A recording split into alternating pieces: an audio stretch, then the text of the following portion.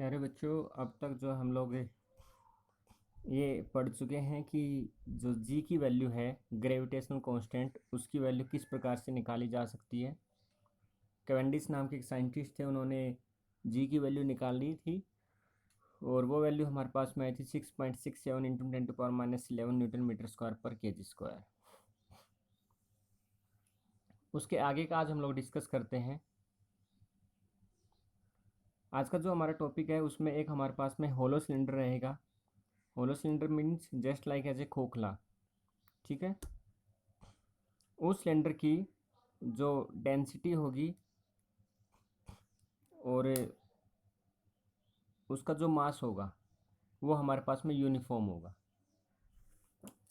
Density और मास uniform, that means मान लीजिए हमारे पास में एक होलो सिलेंडर है, तो जितने नंबर ऑफ पार्टिकल्स इस साइड में होंगे उतने ही नंबर ऑफ पार्टिकल्स इस साइड में होंगे। यदि मैं एक 1 यूनिट एरिया की बात करूं तो 1 यूनिट एरिया के अंदर जितने नंबर ऑफ पार्टिकल्स होंगे उतने नंबर ऑफ पार्टिकल्स दूसरे यूनिट एरिया के अंदर होंगे, उतने नंबर ऑफ पार्टिकल तीसरे यूनिट एरिया के अंदर आएंगे। तो जब इक्वल पार्टिकल्स पूरे के पूरे सिलेंडर में इक्वली फैले हुए होंगे तो उसको हम लोग बोलेंगे the density is uniform and mass is uniform. तो हमारे पास में एक होलो सिलेंडर है, उस होलो सिलेंडर की डेंसिटी और मास जो है हम लोगों को कैलकुलेट करना है। तो हमारे पास में दो केस है।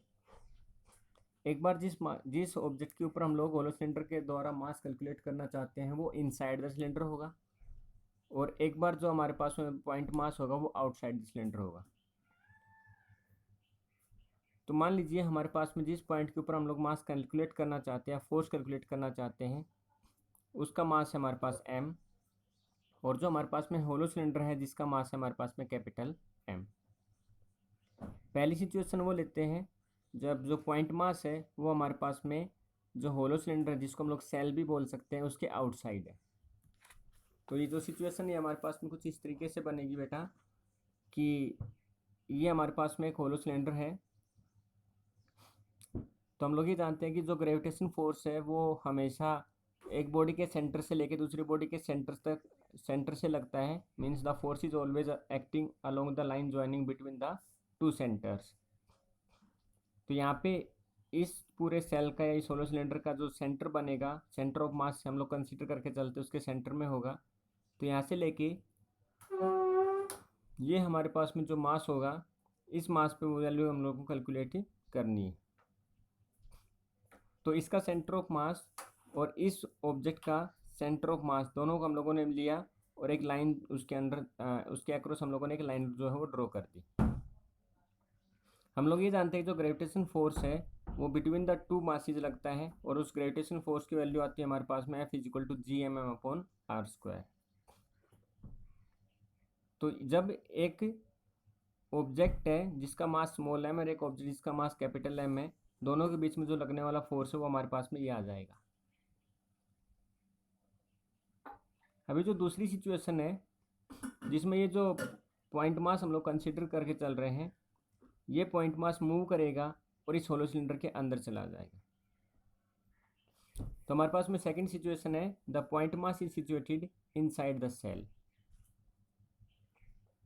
हमने माना कि जो पॉइंट मास था वो हमारे पास में यहाँ पे आ गया, तो उसका जो सेंटर ऑफ मास है वो तो यहीं बनेगा, और जो हमारे पास में होलो सिलेंडर है ये वाला, इसका सेंटर ऑफ मास बनेगा इसके सेंटर ऑफ मास यहाँ पे। हम लोग ये जानते हैं कि यहाँ पे जो ग्रेविटेशन फोर्स लगना चाहिए वो इसके सेंटर ऑफ मास से इस ऑब्जेक्ट के सेंटर ऑफ मास पे लगना चाहिए, और यहाँ पे इन दोनों के बीच में हम लोग एक लाइन ड्रॉ कर देंगे इस तरीके से, तो वो क्या बन जाएगा, ग्रेविटेशन फोर्स बन जाएगा। लेकिन प्रैक्टिकली ऐसा नहीं होता है। हम लोग ये देखते हैं कि इस ऑब्जेक्ट के ऊपर जिसको हम लोग पॉइंट मास कंसिडर करके चल रहे हैं, इसके ऊपर जो फोर्स लगता है ग्रेविटेशनल फोर्स वो 0 लगता है। तो ऐसा क्यों? तो आंसर है हम लोगों ने ये पढ़ा है कि जो हम लोग ये होलो सिलेंडर ले रहे हैं, इस होलो सिलेंडर का पूरा मास, इस होलो सिलेंडर की जो डेंसिटी है और वो हमारे पास में यूनिफॉर्मली डिस्ट्रीब्यूटेड है। मतलब जितने नंबर ऑफ पार्टिकल्स इसके इधर होंगे उतने नंबर ऑफ पार्टिकल इसके इधर होंगे। हम लोगों ने ये पढ़ा है कि जो ग्रेविटेशन फोर्स का फॉर्मूला है उसके according F is depending on the product of the masses and inversely proportional to the distance of square of the distance. मतलब जैसे जैसे आर की वैल्यू बढ़ती जाएगी फोर्स की वैल्यू जो है वो कम होती जाएगी। तो यदि दो ऑब्जेक्ट यदि पास पास में होंगे तो उनके बीच में लगने वाला जो ग्रेविटेशन फोर्स है उसकी वैल्यू ज़्यादा होगी, लेकिन इस दो ऑब्जेक्ट के बीच का डिस्टेंस बढ़ता जाएगा तो उनके बीच में लगने वाले फोर्स की वैल्यू जो है वो डिक्रीज होती जाएगी अकॉर्डिंग टू दिस रिलेशनशिप। तो हम लोग ये मान के चलते हैं कि इस सिलेंडर की, इस होलो सिलेंडर की जिसके अंदर एक पॉइंट मास हम लोगों ने रखा है, इसकी डेंसिटी होलो सिलेंडर की यूनिफॉर्म है। तो इस पॉइंट पे, इस पॉइंट मास के ऊपर यहाँ से सिलेंडर के जो पार्टिकल्स होंगे, ये सिलेंडर का पार्टिकल्स, ये सिलेंडर का पार्टिकल्स, ये सिलेंडर का पार्टिकल्स, इस तरीके से ये सिलेंडर के पार्टिकल्स जो है उनको अपनी तरफ अट्रैक्ट करेंगे। ये जो पॉइंट मास है, ये जो सिलेंडर के जो पार्टिकल्स हैं इनको अपनी तरफ अट्रैक्ट करेगा। तो यहाँ पे जो है m1 m2 चलता जाएगा, यहाँ पे m1 m2 m1 m2 m1 m2 m1 m2 और यहाँ पे ग्रेविटेशन फोर्स बनता जाएगा। यहाँ से लेके यहाँ तक इस ग्रेविटेशन फोर्स का कुछ वैल्यू आएगी टोटल, क्योंकि इस पॉइंट मास की वजह से कुछ ग्रेविटेशन फोर्स बनेगा, इस पॉइंट मास की वजह से कुछ बनेगा, इस पॉइंट मास की वजह से कुछ बनेगा। यहाँ से लेके यहाँ तक का जो डिस्टेंस है वो हमारे पास में r है। और हम लोग ये देख सकते हैं कि ये डिस्टेंस यहाँ से लेके यहाँ तक का जो डिस्टेंस हमारे पास, ये डिस्टेंस छोटा है कंपेरिजन टू किसके, यहाँ से लेके यहाँ तक के डिस्टेंस के। ये देखिए, तो हम लोग ये जानते हैं कि इस एरिया में, इस लाइन से इधर इधर जितने मासेज होंगे, पॉइंट मासेज, वो स्मॉल होंगे, कम होंगे, लेकिन इस एरिया में जो नंबर ऑफ पॉइंट मासेज होंगे वो हमारे पास में ज़्यादा होंगे। इस एरिया में जो डिस्टेंस है वो कम है, इस एरिया में डिस्टेंस हमारे पास में ज़्यादा है। तो हम लोग ये जानते हैं कि डिस्टेंस कम होने से, according to this relation, distance कम होने से फोर्स की वैल्यू ज़्यादा हो जाएगी और इधर डिस्टेंस ज़्यादा होने से फोर्स की वैल्यू कम हो जाएगी। तो यदि आप रेशियो निकालोगे कि यहाँ पे फोर्स की वैल्यू ज़्यादा है और यहाँ पे फोर्स की वैल्यू कम है, लेकिन यहाँ पे नंबर ऑफ पार्टिकल्स इस एरिया में ज़्यादा है, इधर नंबर ऑफ पार्टिकल्स कम है, तो जब आप पूरा रेशियो निकालोगे कि इधर फोर्स ज़्यादा, इधर फोर्स कम, इधर नंबर ऑफ पार्टिकल्स कम, इधर नंबर ऑफ पार्टिकल्स ज़्यादा, तो एवरेज जो रेशियो निकल के आएगा हमारे पास में वो हमारे पास में आएगा इक्वल। तो इक्वल आएगा तो ये जो डायरेक्शन है फोर्स लगने की, ये डायरेक्शन इस डायरेक्शन के अपोजिट हो जाएगी। एक डायरेक्शन इधर बनेगी, एक डायरेक्शन इधर बनेगी, और रिजल्टेंट जो डायरेक्शन हमारे पास बनेगी, तो यदि मैं इसको प्लस लेता हूँ और इसको माइनस लेता हूँ तो रिजल्टेंट आ जाएगा हमारे पास में 0। तो दैट मीन्स जब एक होलो सिलेंडर के अंदर एक पॉइंट मास रखा होगा तो उस पॉइंट मास के ऊपर टोटल जो लगने वाला रिजल्टेंट फोर्स है वो हमारे पास में आ जाएगा 0। ओके, ठीक है। नेक्स्ट वन देखिए, अब तक जो हम लोग ग्रेविटेशन पढ़ते आए हैं और हम लोगों ने ये भी पढ़ा है कि न्यूटन्स का लॉ ऑफ ग्रेविटेशन, एक नया वर्ड हमारे पास में आ रहा है, दैट इज कॉल्ड ग्रेविटी।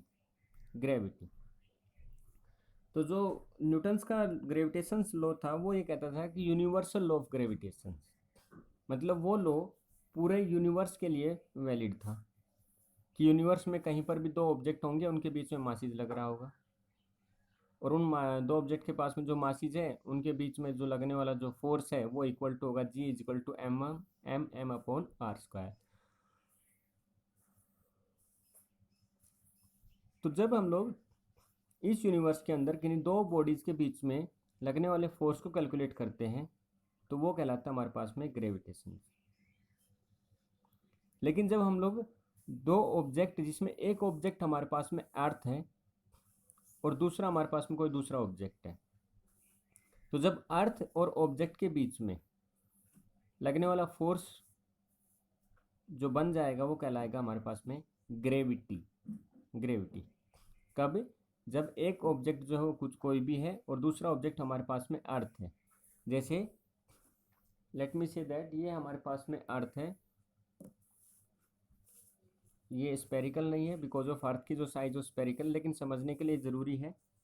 तो यदि ये हमारे पास में अर्थ है और ये हमारे पास में एक ऑब्जेक्ट है, तो जब अर्थ इस ऑब्जेक्ट के ऊपर फोर्स लगाएगी तो अर्थ जो है खुद एक ऑब्जेक्ट बन जाएगी और ये एक दूसरा ऑब्जेक्ट है। तो जब अर्थ और दूसरे ऑब्जेक्ट के बीच में फोर्स लगेगा तो वो फोर्स कन्वर्ट हो जाएगा ग्रेविटेशन की जगह पे ग्रेविटी। तो हम लोग बोलेंगे when the force is applied between the earth and the object then that force is known as the gravity force. ठीक है, ओके। यदि एक ऑब्जेक्ट है जिसका मास m है और वो ऑब्जेक्ट अर्थ के सरफेस के ऊपर रखा हुआ है, जैसे ये हमारे पास में अर्थ है और इसके ऊपर जो है एक ऑब्जेक्ट रखा हुआ जिसका मास जो है स्मॉल m है, जिसका मास स्मॉल m है। ये अर्थ है, इस अर्थ के ऊपर एक ऑब्जेक्ट रखा हुआ जिसका मास स्मॉल m है। स्मॉल m इसलिए क्योंकि जो अर्थ का मास है उसके कंपैरिजन में ऑब्जेक्ट का मास बहुत ही स्मॉल है, इसलिए उसको हम लोग कंसिडर कर रहे हैं स्मॉल m, और कैपिटल M जो है अर्थ का मास कंसिडर करेंगे। तो ये अर्थ जो है इस ऑब्जेक्ट के ऊपर एक फोर्स लगाएगी और इस ऑब्जेक्ट को खींच के अपनी तरफ लेके आ जाएगी।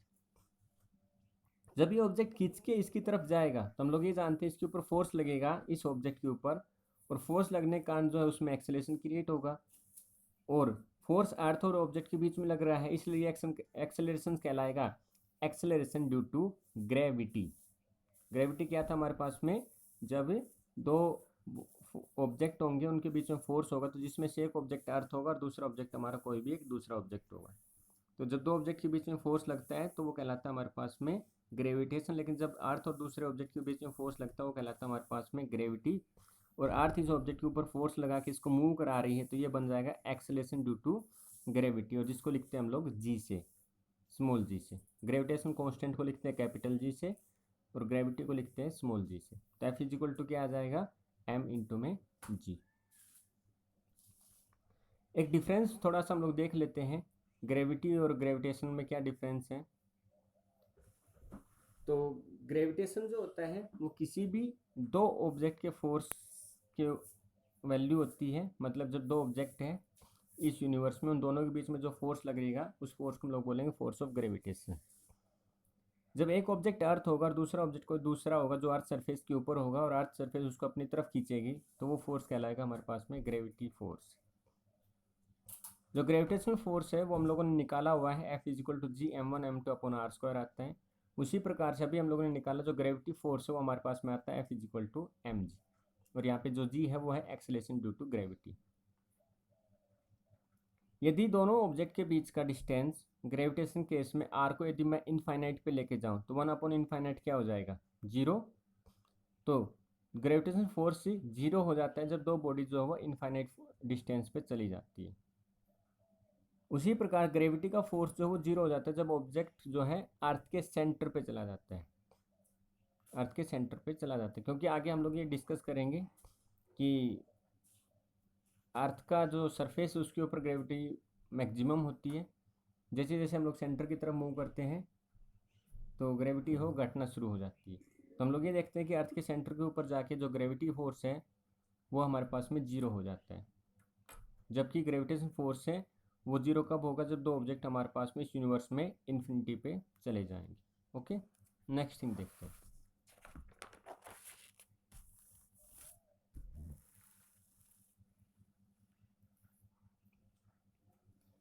जी जो है हमारे पास में ग्रेविटी कहलाता है और कैपिटल जी जो है हमारे पास में ग्रेविटेशनल फोर्स कहलाता है। इन दोनों के बीच में हम लोगों को रिलेशनशिप बताना है।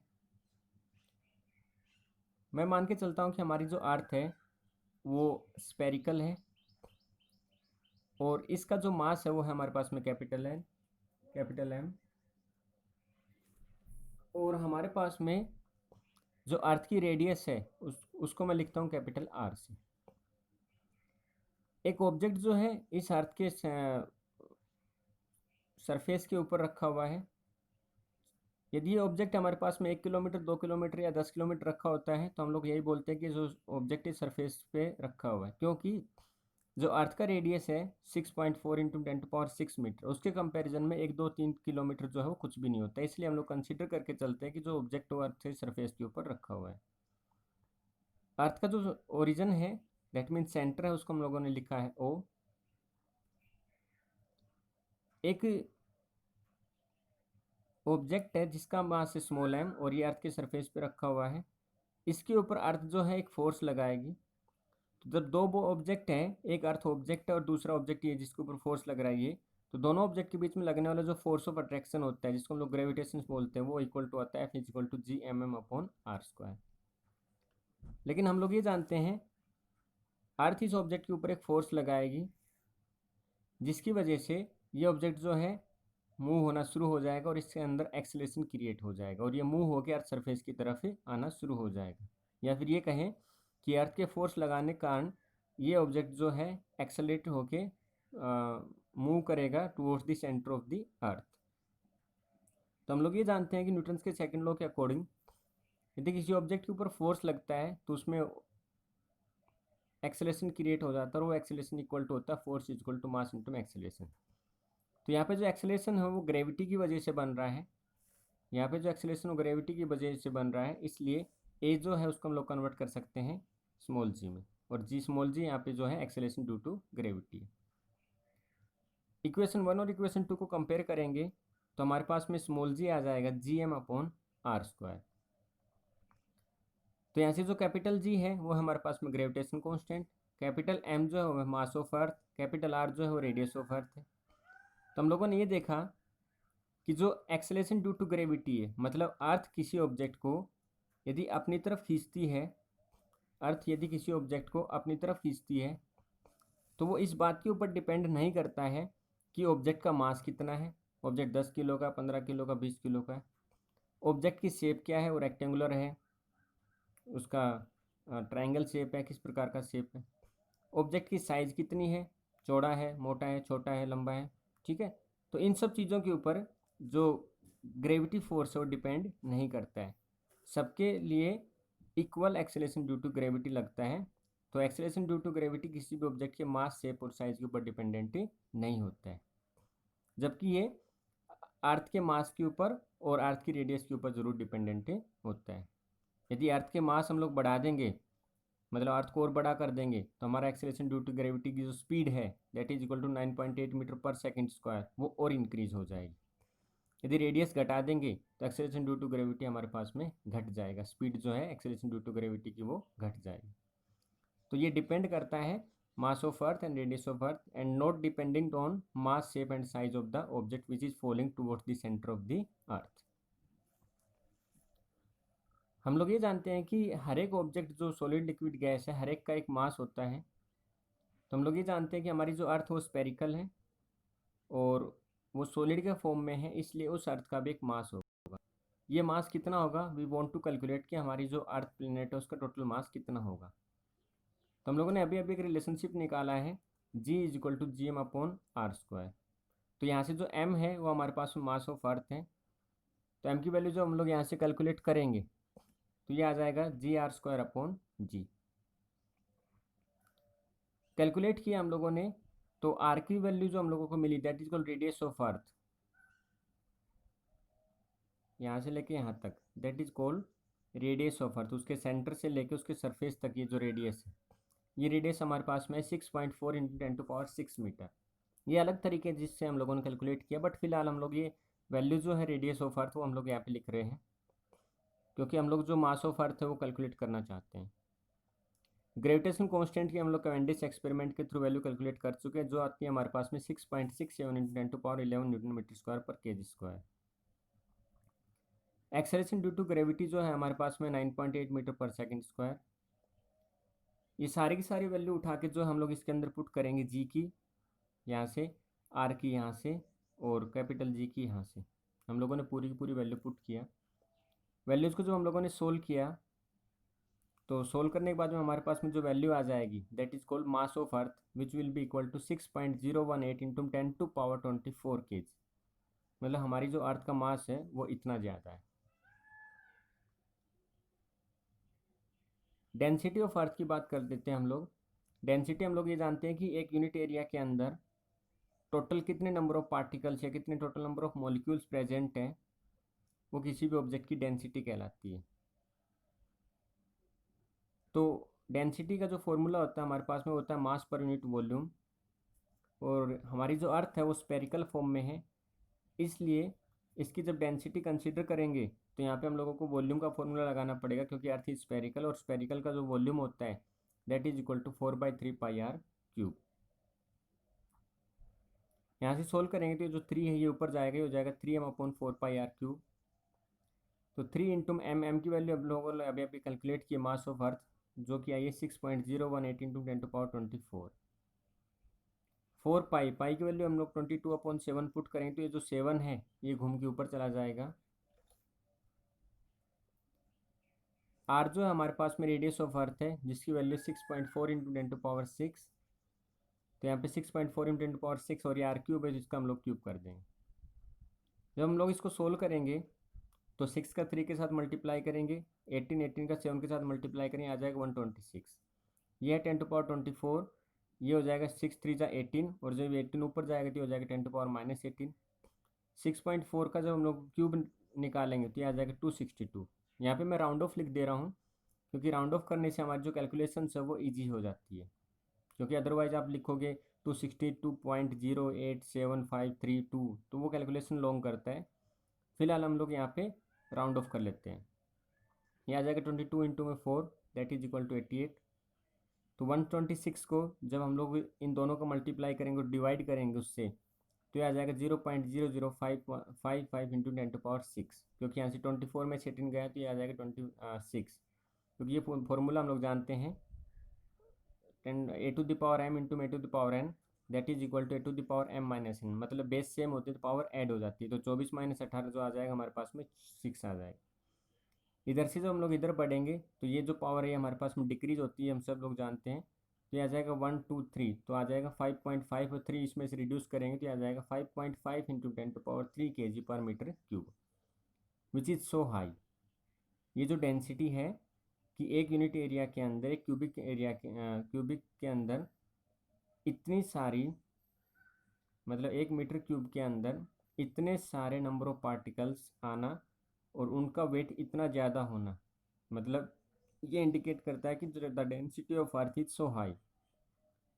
हम लोगों ने दूसरे प्लैनेट्स की भी डेंसिटी कैलकुलेट की, और बेसिकली हम लोगों ने ये पाया कि अर्थ की जो डेंसिटी है वो बाकी सब के प्लैनेट्स की डेंसिटी से ज़्यादा density. So earth has the most density as comparison to the other planet. Okay, so this is about total of mass and density of earth. कल जो है हम लोग कुछ और पढ़ेंगे, आज के लिए बस इतना ही। तो आप इसको एक बार देखिए, पढ़िए, समझिए। ओके बेटा।